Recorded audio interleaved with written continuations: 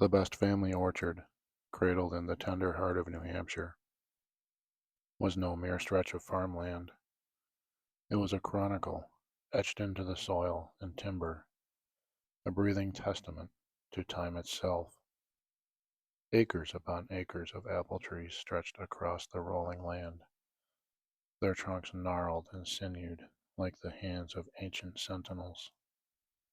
In autumn their branches sagged beneath the weight of colossal fruit, apples large as man's fist, their skins flushed crimson and gold, gleaming like jewels against the thinning leaves. When the wind stirred, the trees groaned softly, and the sound was less of rustling leaves than whispers of a chorus, voices echoing across generations. Join me as we weave the tale of the best family orchard out of New Hampshire and the Fouke Monster out of Arkansas.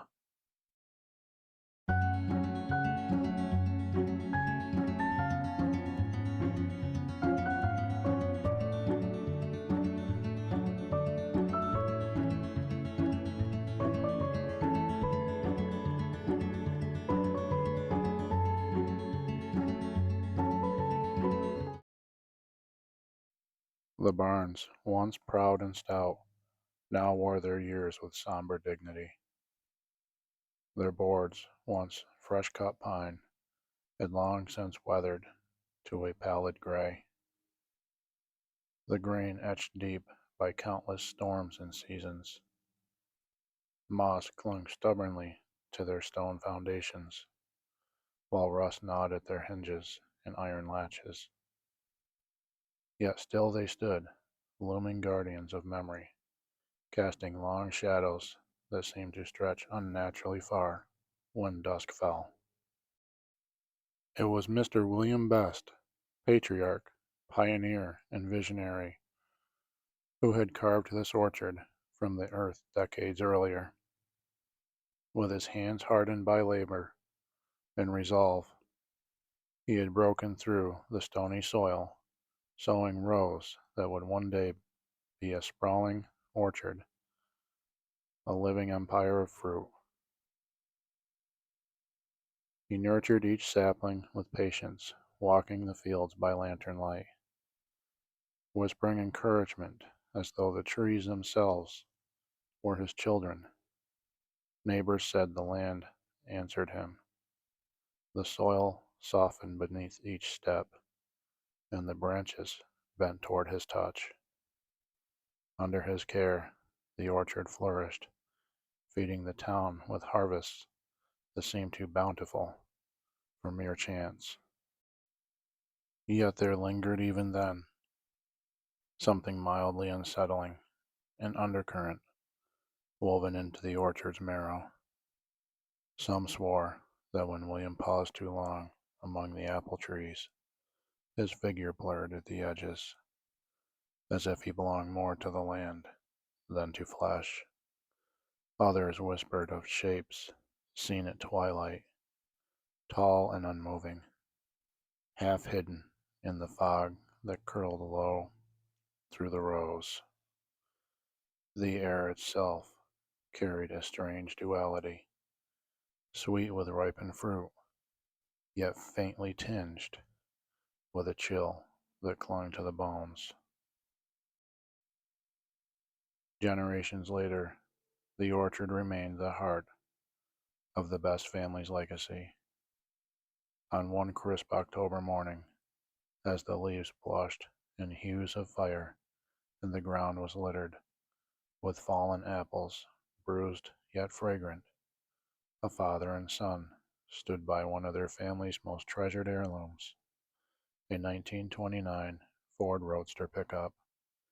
Its body shimmered in Cambridge blue metallic against the autumn blaze, with a tan rag top, its leather interior perfumed with the musk of time and memory. The machine was more than steel and chrome. It was kin, a vessel of heritage, carrying with it the scent of earth, leather, and ghosts of bygone days. and seemingly a capsule that transported some haunting chill back and forth from the destination of an up and coming, time honored tradition in family adventure.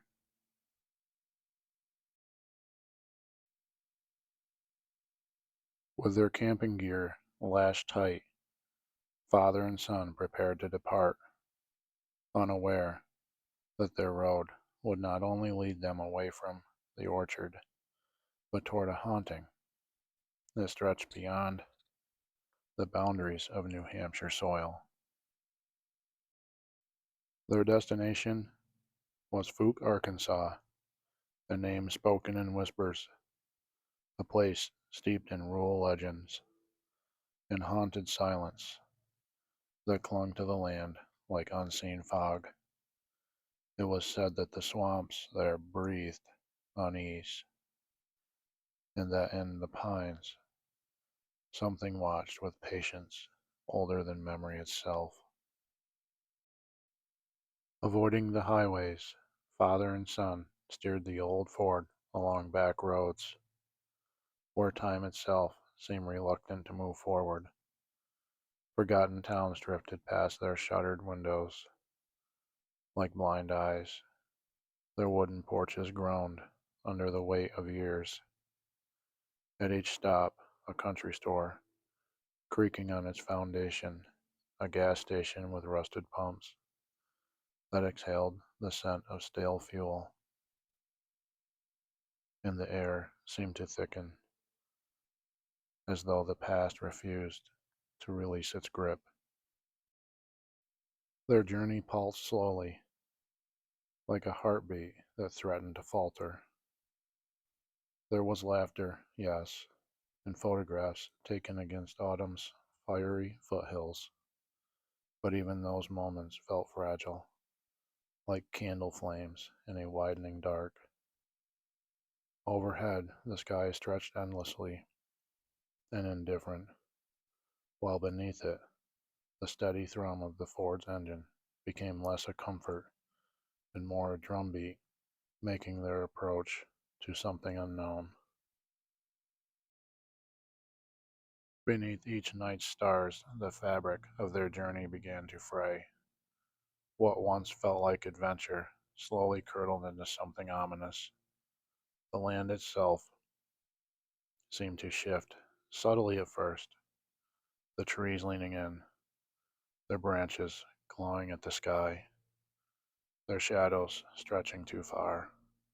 The air thickened, heavy and damp, as though some unseen weight pressed upon it. The father and son exchanged nervous glances, but neither dared to speak aloud what they both felt. The magic had soured. When at last they arrived at the cabins in Fouke, the comfort they anticipated felt uncanny, stage-like. The rows of rustic porches and neat piles of firewood had the quality of props, scenery too carefully arranged, as though some invisible hand had dressed the place for weary travelers. But behind the fragile veneer there pulsed a sense of dread, something lurking behind the curtain, waiting for the lights to dim. The woman at the front desk spoke quietly, her smile brittle and short-lived. Her eyes flitted again and again to the line of the woods beyond the clearing, as if expecting something to emerge at any moment. She slid the key across the counter with a trembling hand and muttered a parting blessing that did not feel like courtesy at all. "A quiet stay," she whispered, the words thin and hurried, collapsing into the shadows that gathered thick at dusk.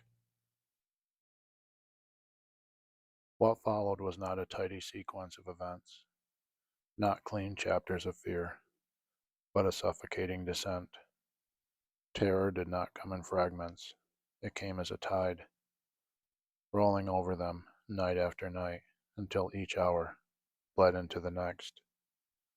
Days were endured with anxious ritual, pretending in normalcy, but when the sun dipped below the tree line, the air grew viscous, and time itself seemed to rot. The nights pressed in like a vice, slowing the world to a crawl until hours between dusk and dawn became endless, indistinguishable, a blur of dread that eroded sleep, reason, and hope. The cabin itself seemed warm enough when they first stepped inside, the hearth still somber from a hurried departure of the last visitors. Soft amber light of the sunset diverged across pine-planked walls. The air smelled faintly of resin and wood smoke, a scent that ought to have been comforting. The boy ran his hand across the mantel, tracing the grooves carved deep into the wood grain, while his father set their bags by the bed with an audible sigh of relief. Yet the relief never truly settled. The silence inside was too absolute, as though the cabin were holding its breath. The distant laughter from other guests wasn't there. No insect chorus from the woods. The rustling of leaves from small creatures outside the windows wasn't there. Only stillness, thick and unbroken. It clung to the walls, the floorboards, even the air they breathed,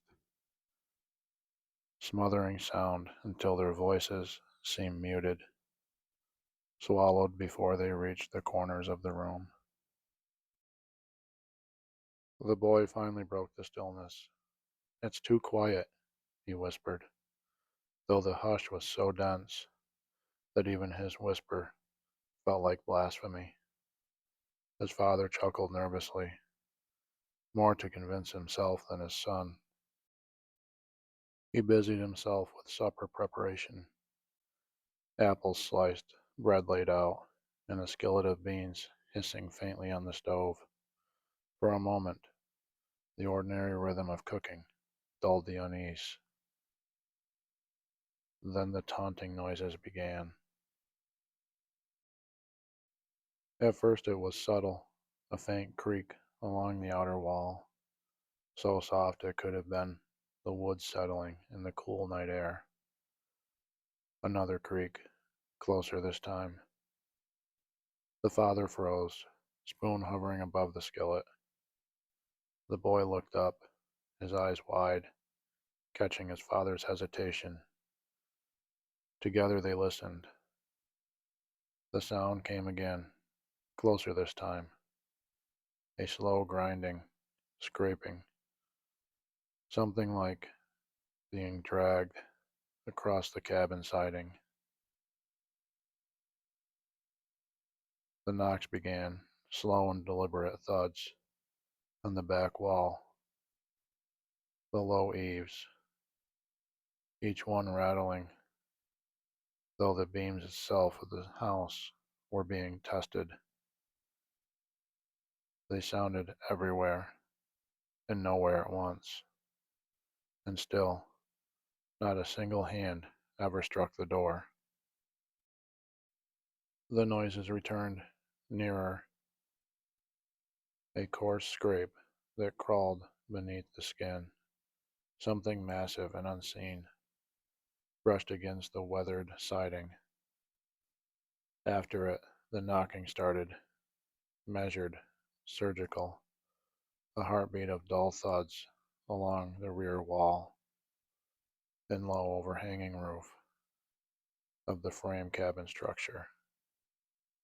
Each hit vibrated the wall, the rafters, and the floorboards, hollow and patient, as if whatever made it wanted the house to listen. It came from the dark around the cabin, close enough to be tangible, and yet when they pressed to the window and held their breath, no hand, no fist, nothing at all, ever touched the door. The father's hand tightened around the skillet handle until his knuckles whitened. He forced a laugh, too loud, too strained. "Wind," he muttered, but even as he said it, he knew the lie. The boy's gaze never left him, his silence louder than words. The knocking resumed, steady and patient, moving slowly around the perimeter, as though tracing the cabin's shape in the darkness. Each sound rattled more deeply into their bones, each pause between the louder and louder knocks seemed to be even more imposing than the knocks themselves. They sat in silence, breaths shallow, until the sound faded. Not stopped, just faded, dissolved into the oppressive hush of the woods beyond. The father finally exhaled, setting the skillet aside, untouched. He told his son to get some sleep, though his own eyes betrayed the same terror he urged his boy to ignore. The lantern was turned down low, leaving the cabin washed in shadows. They lay in their beds, staring at the ceiling, every creak of the wood magnified in the absence of sleep. Hours dragged by like days. And then, just before dawn, that final sound of that first night, a long guttural sigh that rose from the darkness outside the windows. Too deep, too mournful, too inhuman. The boy clutched the blankets, trembling, while his father gripped the handle of the forge keys tight in his hand, as if they could ward off whatever pressed close in that night. The second night brought little disturbance, though the unease never fully lifted. The young boy and his father cautiously stepped outside their little cabin. The roof stood out, even in the dimming light, red in color. The stone fireplace along the far edge cast a wavering glow across the clearing. They settled into their Adirondack chairs around the fire, the flames crackling against the quiet backdrop of the woods. The porch lights hummed faintly, while the wall-mounted lamps, screwed into the side of the cabin, pushed back shadows only so far. Together, these small beacons joined the fire's glow to hold the darkness at bay. They spoke little, trying to enjoy the simple ritual of the fire, but their eyes betrayed the tension. Each glance exchanged between father and son carried quite the fear, an unspoken acknowledgement that safety was as fragile as the flicker of the flames before them. However, not a long distance from their camp, a truck driver gripped the wheel of his dark green log truck, its trailer stacked high with fresh cut lumber that groaned against the chains as he rolled south through Fouke, Arkansas. The sun was sinking low, bleeding orange light across the highway, but there was still enough daylight to see the cut fields, the tree lines edge, and the road. Then it happened. From the corner of his eye, something massive broke from the brush. A figure, tall, thick with hair, running upright on two legs, darted across the edge of a harvested cornfield. It moved with speed that seemed impossible for its size, cutting toward the woods. The trucker's breath caught as he watched it surge past the hunter's tree stand, the wooden structure dwarfed by its bulk. For a heartbeat, the world seemed to hold still. The hum of the engine, the clatter of the chains, the rhythmic whine of the tires against the asphalt, all drowned beneath the image seared into his mind. The Fouke Monster, he thought. Bigfoot. It's not a tale, he whispered. In town, or a shadow at the edge of the memory. But something alive, massive, and running free in the twilight. On to the third evening, the cabin became less of a refuge and more of a cage.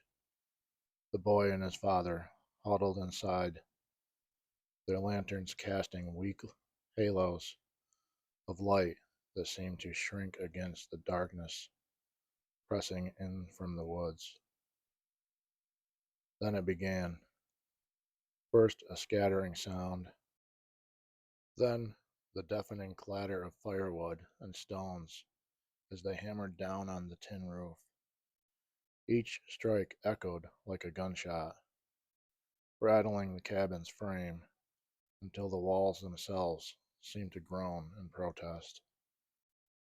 The boy covered his ears, tears streaking down his cheeks, while his father clenched his jaw, staring upward as if sheer will could hold the roof together.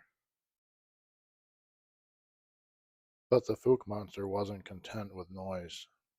Its claws raked into the porch railings and gouged the wooden steps, each scrape and splinter a deliberate act of desecration. In the dim moonlight, filtering through the windows, the damage was already visible.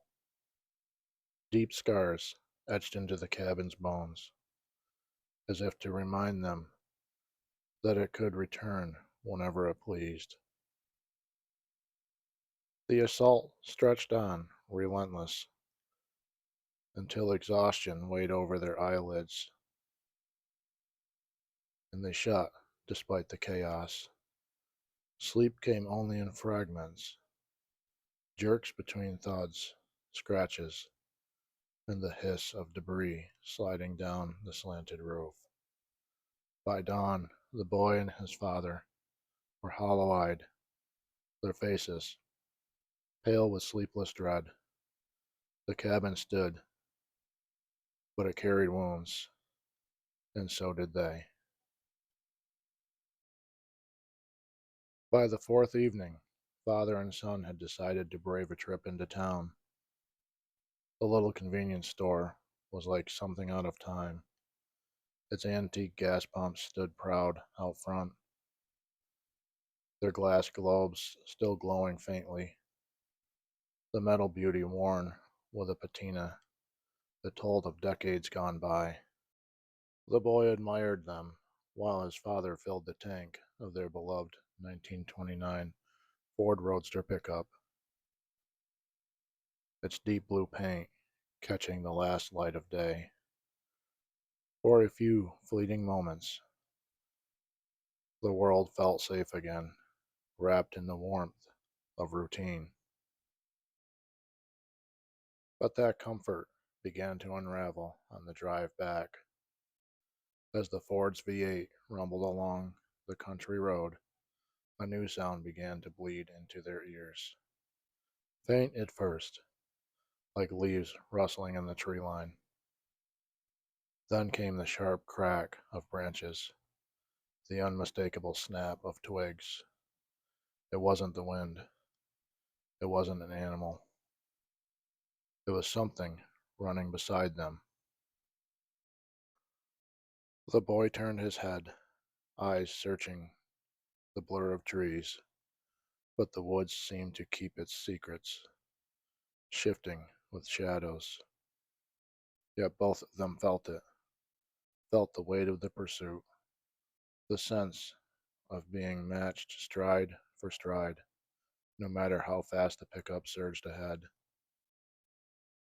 The night air carried not only the steady growl of the Ford's engine, but the presence that pressed in closer, almost as if it was breathing down their necks.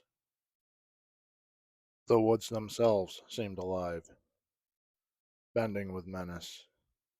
The sound followed them, pacing them, as if unseen claws raked through the underbrush, each footfall synchronized with their pounding hearts. Fear quickened their pace.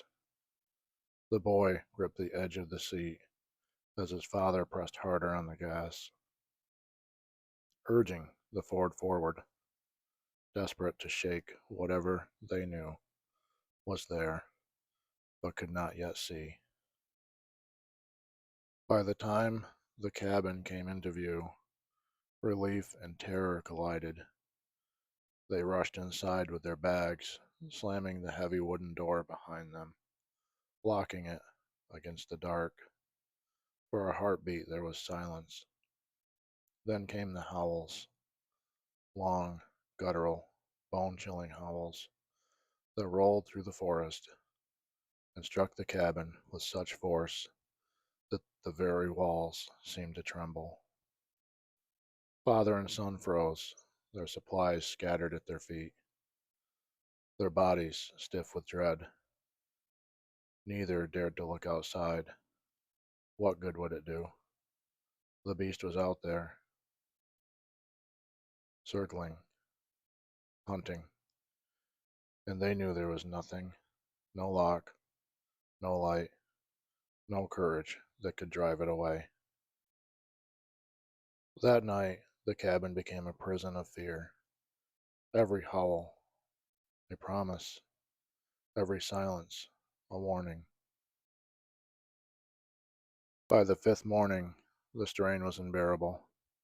Father and son were hollowed out, their nerves frayed by threads of nights of clattering chaos and guttural howls that rattled the very marrow of the bones. Sleep had become a mockery, replaced with tense hours of listening, listening for scrapes of claws and shifting of branches, the breath of something that should not exist pressing close to the cabin's walls. What was once meant to be a retreat had twisted into an ordeal. They met the realization that they had no choice. The trip was over. Whether it was the cabin itself, cursed and drawing something from the woods, or whether the monster had marked them specifically, they could not know. The uncertainty was worse than any answer. It festered in silence between them, a question without an end. When they went to check out, the hotel clerk met them with the same nervous mannerisms as before, her eyes flickering past them, never resting long enough to make true contact. Instead, she kept stealing glances toward the tree line, as though she expected the shadows to part and spill something hideous into daylight. Her hands fumbled with the paperwork, trembling just enough to betray her fear. Yet to their growing horror, no one else seemed touched by what had plagued them. Other cabins stood silent, occupied by families or couples who smiled obsessively, blissfully, unaware of the terror that had gnawed at the father and son each night. The cabins were spread so far apart, each lot its own little island of seclusion, that no one had seen or heard what unfolded. To everyone else, The stay had been peaceful, but to them, never to them. They climbed back into their beloved 1929 Ford Roadster pickup. Its once comforting V8 rumble now sounded fragile against the silence pressing in from the woods. Fear drove them, not the road. Gravel spat behind the tires as they tore out of that place. The trees standing like mute witnesses to their retreat. But some fears cannot be outrun, whether the Fouke Monster remained in the woods or whether it had trailed them, unseen, all the way home. No one could say. What they did bring with them was worse than any physical beast. Memories, haunting, poisonous memories that festered in the boy's dreams and lingered in the father's thoughts. Memories that would whisper for years to come, reminding them both that the woods were never empty and that the night was never fully safe.